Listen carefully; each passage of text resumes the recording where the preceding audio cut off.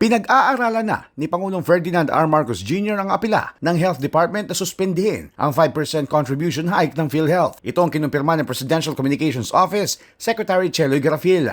Makarating sa Malacanang ang rekomendasyon ng kagawaran. Ayon kay Health Secretary Ted Herbosa, kung matutuloy man ang pagtataas ng singil ng PhilHealth sa mga miyembro nito, dapat nasa 4.5% lang sa halip na 5%. My recommendation is to start from where we stop, not the current 5%. That to me is the logical way to lift the suspension. We don't jump to a very high kasi kawawa yung mga tao. Dagdag pa ng kalihim, may sapat na pondo ang PhilHealth para magpatuloy pa na magbigay ng benepisyo at serbisyo. My position is I think PhilHealth has enough money to actually continue to give benefits and it will not be hurt by delaying the increase in premium.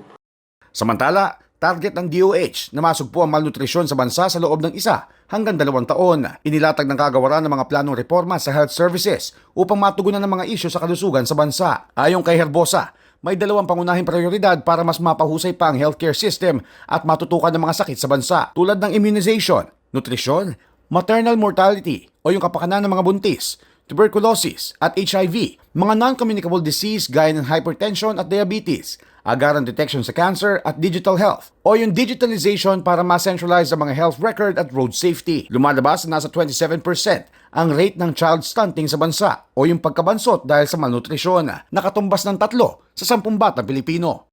The Philippines deteriorated. We went down. Our nutritional rate, our life expectancy went up, but our nutrition didn't improve. Bakit? Yung feeding program natin mali. Ini-feed natin sila at age 3, yung daycare, age 3 or 4, huli na yon.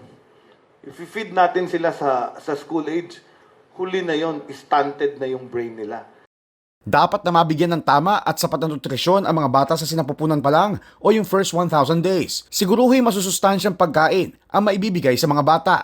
We need innovation. We need a human capital that will drive the economy forward. So we need to save these children through the first 1,000 days. Paiigtingin din ang health literacy sa mga ina mula sa pagbubuntis hanggang sa magsilang. It's a tall order. Changing nutrition from 3 out of 10 children to 0 stunting. Yun ang goal natin. But we need to educate mothers. We need to educate everyone.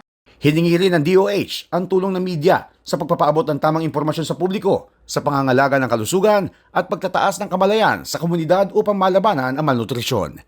Joshua Garcia, para sa Bayan.